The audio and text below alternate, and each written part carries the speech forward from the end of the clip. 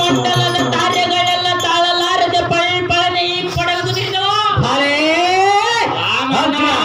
ದೇವ ಈ ಭುವನ ಬ್ರಹ್ಮಾಂಡವು ಗಡಗಡನೆ ನಡುಗಿ ಬೆದರಿ ಬೆಂಡಾಯಿತು.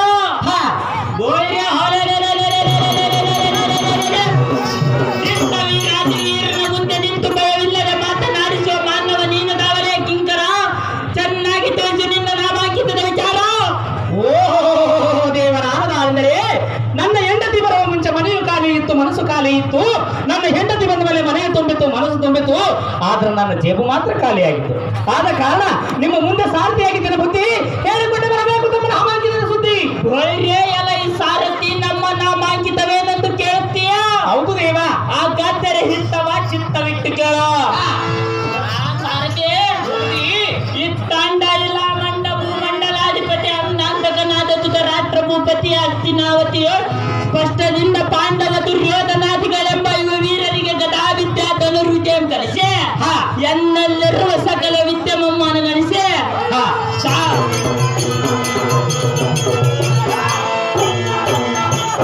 ಸಾಮ ದಾನ ಭೇದ ಖಂಡವೆಂಬ ಚತುರೋಪಾಯ ಧರ್ಮರಾಯಾದಿಗಳಿಗೆ ಬೋಧಿಸಿ ಸಾರಥಿ ಸುತ್ತಮುತ್ತಲಿನ ಸಕಲ ರಾಜರ ಕಡೆಯಿಂದ ಸಕಲ ವಿದ್ಯಾರಣ ಕೊಯ್ದನೆಂದೆನಿಸಿ ಎಣ್ಣೆಯ ಪ್ರಿಯ ಶಿಷ್ಯನಾದ ಅರ್ಜುನನ ಕಡೆಯಿಂದ ಬೈರ್ಯ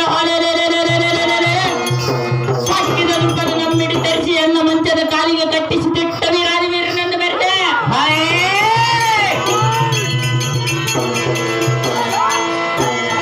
ಸಾರಥಿ ಇಂಥ ರಣವೀರ್ಯ ಚಾತುರ್ಯ ಗಾಂಭೀರ್ಯ ರಣೋದ್ಭೀಕರ ಉತ್ತಮ ಚತುರ್ವೇದ ಪಾಂಡಿತ್ಯನಾದ ಭಾರತದ ಬ್ರಾಹ್ಮಣನ ವೀರ ಸಂಭೂತ ಬೈರ್ಯ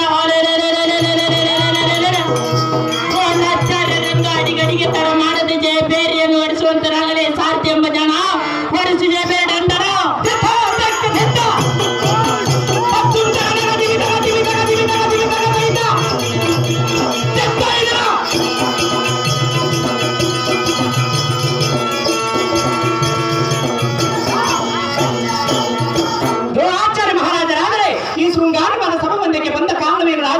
ರವಿಕೋಟಿದೀಗ ಎಲ್ಲ ಈ ಸಾರಥಿ ಶೃಂಗಾರ ಸಭಾ ಮಂದಿರಕ್ಕೆ ಬಂದ ಕಾರಣವೇನೆಂದರೆ ಏನು ದೇವ?